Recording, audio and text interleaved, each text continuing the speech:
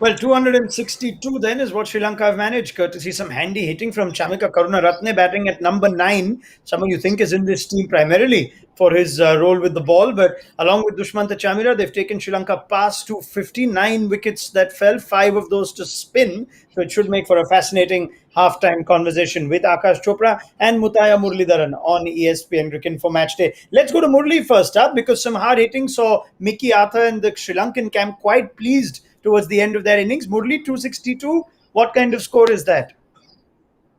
I think it's a decent score that bowlers, if you can contain, and if you bowl really well, and up front you take wickets and put pressure onto the Indian lineup, so definitely they have a chance. So what happened was they played really well first, and then in the middle overs the spinners controlled. And I told you because this is the humid condition, that condition will kill the bowling side first. But the damage been done by the spinners who took the wickets in the middle over and they controlled the game India. Otherwise, they would have been chasing 320, 310 in these conditions. So wicket was a little bit spinning, but still I think it's a good batting wicket and little bit slower side.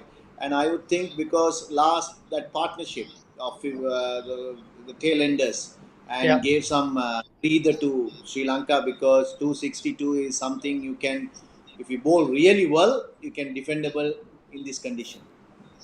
Yeah, I mean, I can already see the smile on Murli face was bigger when he spoke about how spinners controlled the game and took the wickets. And that's a conversation we will go deeper into. Let's get Akash's first thoughts on it. Lots of 30s and 40s, Akash, and one big 40 at the end, but no one getting a big score. What does that tell you of this pitch in the first 50 overs? Not so much about the pitch. Yes, of course, it's a bit on the slower side, but when it hurts you. You're starting a new innings. Of course, the ball is not coming onto the bat nicely, is what you feel. You're struggling to time. But when you get into the 20s and the 30s, then you've had a fair look at the surface. You've found a way to score, at least get to that stage, and then they've thrown it away. It's not as if the balls were actually wicket-taking deliveries. It wasn't as if there was a lot of pressure that now you're not, the scoreboard is not moving, and now you need to suddenly accelerate. It was just poor shot selection, just the options that they chose after being set. See, once or twice it is acceptable. You can live with it. But if entire batting order is about 20s, 30s, 40s, just 140 to be honest, then you're always going to a below par score. It is still a competitive score. The pitch is still a bit on the slower side, and it's a big outfield. And Murli already has told us in the pre-show that under lights by batting becomes difficult. But when you had the opportunity to just grind the opposition into the ground, I think that is something that they had let off. They could have punished India a bit more after the kind of starts a lot of batsmen actually managed. So you would agree with Murli that this is not a difficult batting surface? It's not. I don't think it's a difficult batting surface. It is a little different, not difficult. So different in a sense that when you are playing, say, on Indian pitches, if it is a flat surface, the ball comes onto the bat absolutely nicely, and there is hardly any lateral movement for spinners and fast bowlers alike. There is some spin, even though this is the beauty of these Sri Lankan pitches, that you see a bit of grass, but the ball still grips and turns a little bit as compared to what we see in Indian conditions. So I still feel these are good batting conditions. Of course, it's not your 370, 380 kind of Birmingham pitch, but 260 is I still feel they're still below par. Okay, I'm going to talk about the spinners. Before that, on Sri Lanka's batters, Murli, we saw some very good-looking 30s. A 32 of 35 from Avishka Fernando. Bhanuka Rajapaksa looked like he wanted to take the spinners on. And after getting starts, batsmen threw it away. What do you put that down to? Was it more to good bowling, or was it just the batters that showed their lack of experience? So this what happening to Sri Lanka for last not 1 or 2 years, last 5 6 years, because the players who come, they're talented, but they don't know how to get a big score on their day. Because if you're playing a one-day cricket, everyone can't score runs. You understand that because some batters will play. Whoever got a start will have end up with one guy has to go a big 100 or big 50, like a 70, 80, and two guys has to combination with another 50 runs can score, three people, then others can chip in. you can get up to 300 runs, a decent score to defend. So this is what they are lacking. I don't know the coach's tactics or whatever tactics they are talking about, or the capable of the players, or the players are nervous, or we don't know. The answers are not there. So this is what Hmm. we are lacking. So that shows you today as well, because in the end, if you say all the series, if you see in the latter part, they come and do some damage control. Like, sometimes Hasaranga does well. He couldn't do the trace so many times. He comes and gets. Now today, Karunaratne did that. So like that, they do a damage control and get it to some season, not a winning position, to Hmm. compete with something they will give. But it's very hard to compete with these kind of batting lineup what India has or other teams has in the world cricket. It's not. It's not. But Akash says it's little bit below par. But I think in Sri Lankan conditions, because not many people understand this condition, because it looks good everything, but it can damage you, because when you find playing under lights, there is a little bit difficult. But I told, when you are bowling first, it's not the Hmm. pitch that makes you difficult, because pitch will help you, but the humidity and the tiredness of the bowler, once you Sure. bowl fast bowler 4 5 overs, their lack of their mind doesn't work properly because they're so tired. So that's why the batsman capitalize. So we didn't capitalize in this way, the partnership didn't carry out to the big partnership. That's what happened, I think. So Hmm. overall, I'm happy what they have done, 262, but we'll wait and see how they have to bowl well and how India Yeah. bats well. Absolutely. Now, it looked like things got problematic once the spinners came on. In fact, immediately as the spinners came on, Akash, Yuzvendra Chahal, Kuldeep Yadav back together and enjoying bowling together. Yes, they obviously feed off each other as well. Before actually going to the twin, like the spin twins, India is also facing a bit of an issue. I'm not just raising an alarm, because if you were to look at how India is performing with the new ball in the first 10 overs, you will find that no matter who's playing, whether it's Bhuvi, Bumrah, Shami, Deepak Char, whoever that is, the fact is that we've not been picking wickets. India hasn't been picking wickets with the new ball, and it happened once again. You had two swing bowlers, but no wickets in the first 10 overs. Ideally, you want at least one to begin with, and then see how it goes. So that's number one that India needs to sort out, find a way to pick wickets when the ball is new. Of course, the two spinners, they were phenomenal. Once again, I was slightly surprised that Kuldeep didn't finish his quota of overs, picked Yeah. up a couple of wickets. And the thing with these two wrist spinners is that they are from that olden age where they're slow in the air, they pitch the ball fuller. The moment you pitch the ball fuller and you're like slower in the air, you force the batsman to do something. He has to react. He has to do something aggressive, because that's he's not bowling fast and flat in the air like KRUNAL Pandya. You can't possibly play defensively against a wrist spinner who's willing to bowl slow and is pitching the ball really full to the batsman. You got to play shots, and when you play shots, sometimes you pick the wrong options, and that's what we saw. Shots being played in the air. One shot was actually just a bad shot to actually. This is the bad option. Shikhar Dhawan took a good catch, but other than that, you'll Hmm. find that the length is critical, along with the speed at which they bowl. The slower they bowl, the tougher it becomes for the batsman. Hmm. Murli, what's your take on India's spin duo? It looks like their place in the team has gone from up to down in the last year or so. Kuldeep Yadav found his way out of the T20 side. He's a 50-50 call for even the ODI side now. We've seen what he can do when he gets it right on his day. What's been your take on the bowlers, on Kuldeep Yadav, the bowler over the years? I think they've been bowling same. It's not much different to what I see from them. They're performing and unperforming, whatever. They have been bowling the same, because it's not changed. But if you take Indian cricket, there is too many spinners can get Hmm. in a side in the chance, because you have so many spinners playing the form, the shorter form of the game, and they are all good. So what happens is too many options for the captains and too many options for the selectors. So they chip and chop. That's what they do. So then you think sometimes when the bowler is not, because bowlers every day they're not going to be on song. So if you take a year, they will go bad also sometimes. Then what you have to do, what you are doing is, because you have so many bowlers, you change them and drop them, and their confidence goes down, and then the coming back is very hard for them. And then what happens is other bowlers comes and bowls well, so you have options. So that's why it looks like you're saying that these bowlers are okay, they are getting into where they are bowling well and everything. No, they've been bowling well forever, but thing is sometimes the game of cricket, sometimes you'll fail. So when then the failing, then you have to come back and then you have build your confidence. That's what happening here, not because of they have been bowling differently or anything else, because once they fail they dropped out and you have the options to bowl. Because if you take, when we were playing, we didn't have many options because we have one or two bowlers. So we have to pursue with that. So then these bowlers became champions because keep on playing every match, whether fail or not.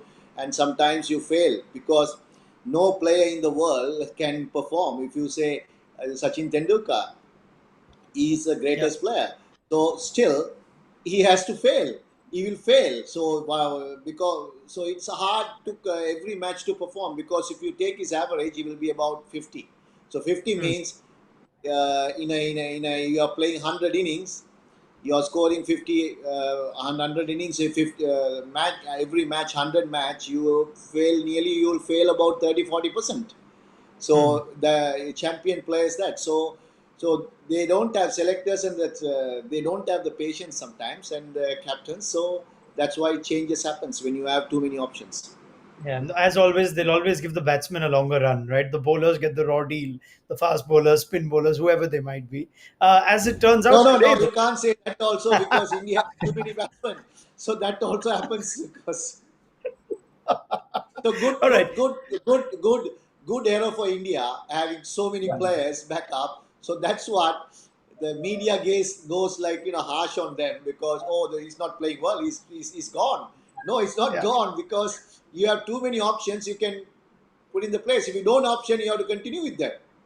Mm. Yeah, Maybe, the only thing is yes, only Akash. that yeah. So when selectors start listening to the media, then it becomes a problem. Other than that, it's absolutely fine.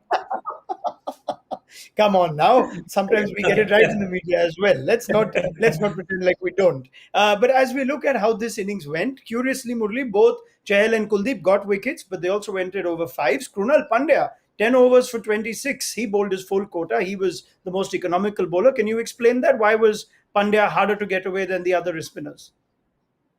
See, Kunal is not believe on spin, right?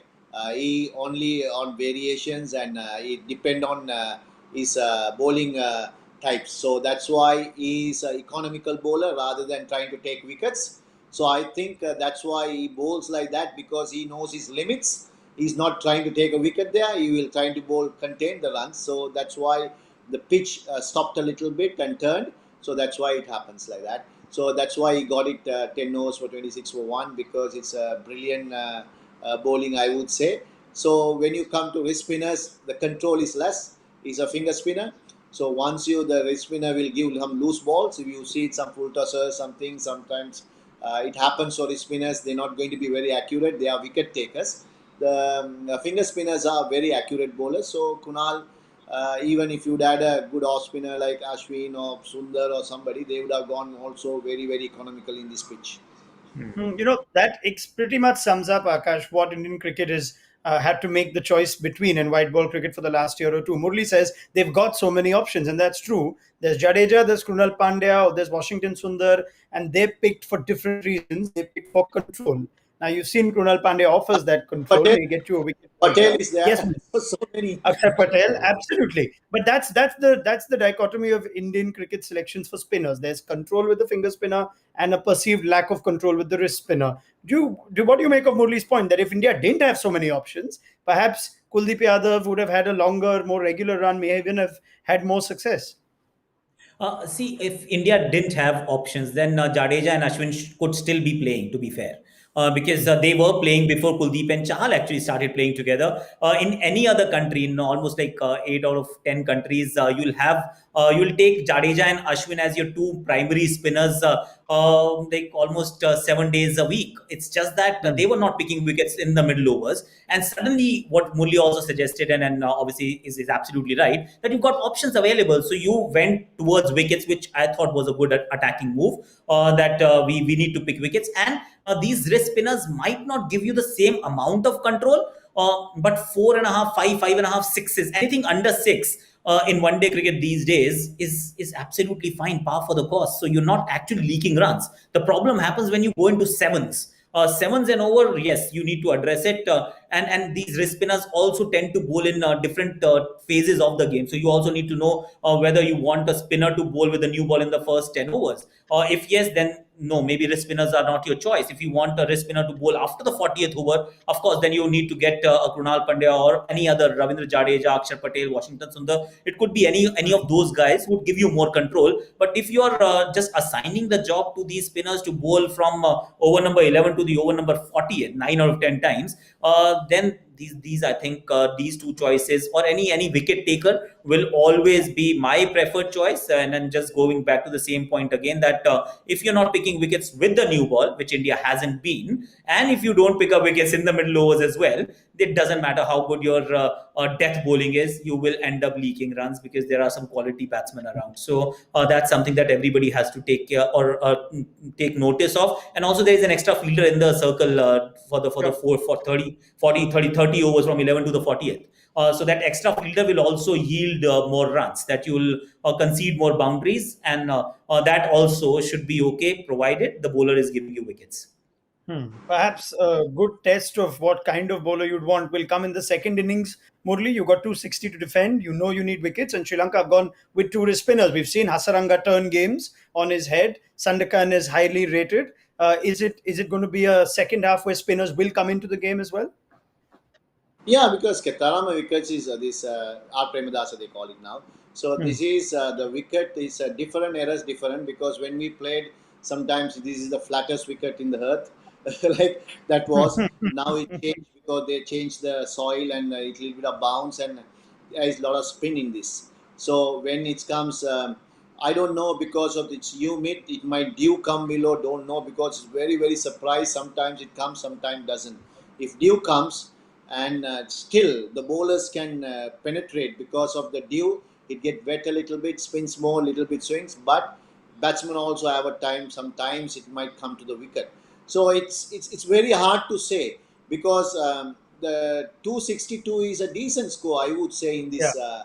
this thing. If you India is not respect Sri Lankans attack, they might get into trouble, because Sri Lanka is not a bad attack when you come to bowling. They have done well in this past 1 year, 1.5 years. If you say Asaranga in short form of the game is so good, and then if you take Sandakan is on and off, but I didn't prefer much, because I would prefer to go with a good off spinner who can bowl steadily, because if the runs are going to leak, and say, but Sandakan can make some get some wickets, because he is an attacking bowler, but he is not that successful at in one day. But you got some decent fast bowlers. Chamira is very good. He's been doing Yeah. really well, and he's bowling 140 plus, and so he is good. So a little bit of trouble they will give to Indian batsmen if they don't respect them. Yeah, in that regard, let's take a point on India's seamers. They chose to go with Bhuvneshwar and Deepak Chahar, Aakash. They didn't take the extra pace option of Navdeep Saini. Sri Lanka have perhaps the only bowler in this game that can bowl 140 plus. Just your thoughts on India's use of their seamers. Hardik Pandya bowled a couple early on and then bowled a couple at the end. That was interesting that he was given that role by Shikhar Dhawan. The use of India's seamers, you've already pointed out, it is a worrying prospect that they don't get wickets as often as they do with the new ball. So Shikhar Dhawan's captaincy actually was slightly under scrutiny with regards to how he rotated the bowlers. Because Kuldeep Yadav picked up 2 wickets, but he didn't finish his quota of overs. Deepak Chahar picked up a couple of wickets, and then he did not finish his quota of overs either. Bhuvneshwar Kumar going for 18, 19 runs, can happen. He went to the right option at least, but the 49th over cannot be bowled by Hardik Pandya if you have a Deepak Chahar in the side. If you don't trust Deepak Chahar to do that job, and then you're going to Hardik Pandya thinking that, and he's bowling after I don't know how long. He must have bowled last in November 2020. Now it's like July 2021. So he hasn't bowled since then. So if you're looking at with that kind of gap for someone who's struggling with injuries, and you're still entrusting your faith in him bowling the they could have used the fast bowling resources a little differently, and then also finish the quota of overs for the spinners. The guys who are doing well, at least allow them to bowl all 10 overs. So that is something that stood out. So Hardik Pandya, of course, looks a little rusty to begin with, and Deepak Chahar was fine. I just wanted to see him how he actually bowls right at the tail end when Chamira and then they were going after. The Yeah. Bhuvi leaked so many runs. It would have been nice to know whether Deepak Chahar has the skills to bowl at that stage of the game as well. Sure, right. 32 runs conceded in the last 2 overs. Will that come back to bite India? We'll find out. We'll get Muralidaran and Aakash Chopra's thoughts at the end of the game. Before I leave you all, anyone in the mood to make a prediction? What does the gut feel say? It's a tough score to decide. Akash, Sri Lanka or India? See, India should win, but it'll be a good game. I have a strong Okay. feeling it'll be a fantastic game of cricket. Murli, what does your gut feel say at halftime? I think because the momentum is shifted in last 2 overs towards Sri Lanka, because that momentum on the thing is very important of the latter part of the game, because it's a momentum carrying. So if they come and does something in first 2-3 overs, because Shekhar Dhawal is the most experienced player, so you don't have many experienced players down the line to win the match.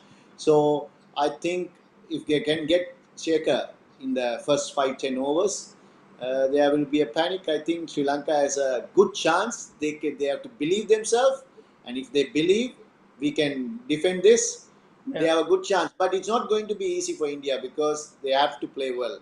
Because these conditions, I know, I have been, because if they bowl badly, India will run through. But if they bowl decently, this condition will bite India, because I know that 260, 270 is sometimes difficult to chase in R. Premadasan. Yes, and we know that if Sri Lanka get on a roll, they can make it very noisy for a lot of these batsmen that have not played in Sri Lanka before. So you think a lot depends on Shikhar Dhawan as far as the batters go. We'll see how this innings goes. It should be a good game. I'm with Aakash Chopra on that, and we will get Muralidaran's thoughts as well at the end of it on ESPN Cricket Info Match Day. So do join us then.